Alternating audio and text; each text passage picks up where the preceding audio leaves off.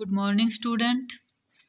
हम परंपरागत दृष्टिकोण देख रहे थे राजनीति विज्ञान के संबंध में। उसमें हमने परंपरावादी राजनीति विज्ञान का अर्थ देखा। अब हम परंपरावादी दृष्टिकोण का अध्ययन क्षेत्र देखें तो उसमें पहला है मानव का अध्ययन। राजनीति परंपरागत विचारक मानते हैं कि राजनीति विज्ञान में मानव का अध्ययन होता है। दूसरी कैटेगरी हमने गार्नर और गैटेल की देखी थी, जो मानते थे कि राजनीति विज्ञान राज्य का अध्ययन है। फिर तीसरी कैटेगरी में हमने सरकार का अध्ययन देखा, जिसमें सिले और पॉल जेनेट थे, जिन्होंने माना कि राजनीति विज्ञान सिर्फ और सिर्फ सरकार का अध्ययन है। तीसरे में दर्शन का अध्ययन, ये मानते हैं जैसे प्लेटो, थॉमस मूर, रूसो, हीगल कि राजनीति विज्ञान में दर्शन, आदर्श, नैतिकता क्या होना चाहिए का अध्ययन है।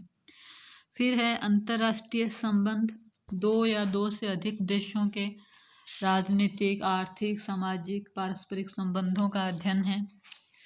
और तीसरा कूटनीति का अध्ययन। कूटनीति एक प्रकार से कला है जो एक देश के द्वारा दूसरे देश के साथ संबंध संचालन में जिसका प्रयोग किया जाता है उसे कूटनीति कहते हैं।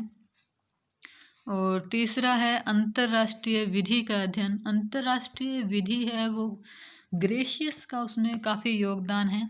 अंतर्राष्ट्रीय विधि जिसको विश्व के जो संप्रभु देश हैं वो आपस में संबंधों का संचालन करने के लिए प्रयोग करते हैं, जो विभिन्न संधि या समझौतों का परिणाम होता है, उसे अंतर्राष्ट्रीय विधि कहते हैं। इसका अध्ययन किया जाता है।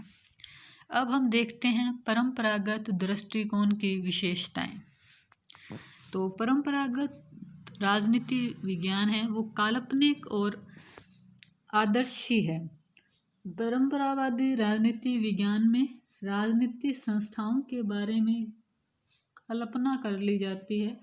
जो विचारक है वो अपने मस्तिष्क में एक रूपरेखा, एक कल्पना करता है, उसी के आधार पर सिद्धांत बनाता है। जैसा कि हमने प्लेटो को देखते हैं, उन्होंने आदर्श राज्य की अपने मस्तिष्क के अंदर एक कल्पना की और उसी कल्पना को साकार रूप देने के लिए उन्होंने न्याय, शिक्षा, साम्यवाद के सिद्धांत दिए। दूसरी विशेषता है परंपरागत अध्ययन पद्धति। परंपरागत राजनीति विज्ञान की जो अध्ययन पद्धतियां हैं वह जैसे ऐतिहासिक, दार्शनिक, कानूनी हैं। तो ये जो अध्ययन पद्धतियां हैं ये वर्णनात्मक है, जो घटना है उसका वर्णन करती हैं, उसका कोई विश्लेषणात्मक या नया सिद्धांत देने का प्रयास नहीं करते। नैतिकता और राजनीतिक मूल्यों पर विशेष बल। परंपरागत राजनीति विज्ञान उपदेशात्मक है और नैतिकता और राजनीतिक मूल्यों पर विशेष बल देता है। इसका मुख्य सरोकार है क्या होना चाहिए। इसका कार्य है नैतिक निर्णय देना। यह राजनीति का नीति शास्त्र से घनिष्ठ संबंध मानता है। फिर है राज्य एक नैतिक संस्था है। परंपरागत राजनीति विचारक राज्य को एक नैतिक संस्था मानते हैं। राज्य को वह उच्चतम जीवन का साधन मानते हैं। जैसा कि अरस्तु ने कहा है, राज्य का अस्तित्व सद्जीवन के लिए है, मात्र जीवन के लिए नहीं, मतलब अच्छे जीवन के लिए, साधारण जीवन के लिए नहीं है। कानूनी, औपचारिक, संस्थागत अध्ययन पर बल। डायसी, मुनेरो, ओग एवं जिंक इसके प्रमुख समर्थक हैं। परंपरागत राजनीति विज्ञान के अध्ययन का बिंब राजनीतिक सरकारी संस्थाओं का ही रहा और इनका अध्ययन भी कानूनी, औपचारिक और संस्थागत था। यहाँ लिखित संविधान थे वहाँ संविधान में, और जहाँ लिखित संविधान नहीं थे वहाँ कानूनों के द्वारा शासन व्यवस्था का क्या रूप रखा गया है, केवल उन बातों का ही विस्तार से वर्णन किया जाता है। फिर है दार्शनिकता से प्रभावित।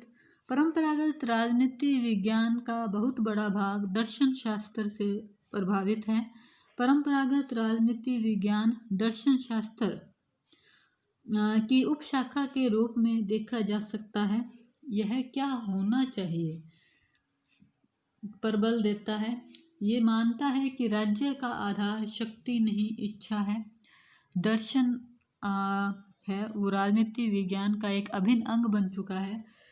तो हमने अभी तक देखा कि परंपरागत राजनीति विज्ञान है वो कल्पना और दर्शन पर आधारित है, और यह पुराने अनुसंधान और विश्लेषण की जो टेक्निक्स हैं जैसे ऐतिहासिकता, वर्णनात्मकता, इसका साहित्य पुस्तकालयों में बैठकर लिखा गया है। इसके निष्कर्ष तर्क पर आधारित हैं। यह शासन प्रणालियों के कानूनी और संस्थात्मक अध्ययन पर ही बल देता है। धन्यवाद।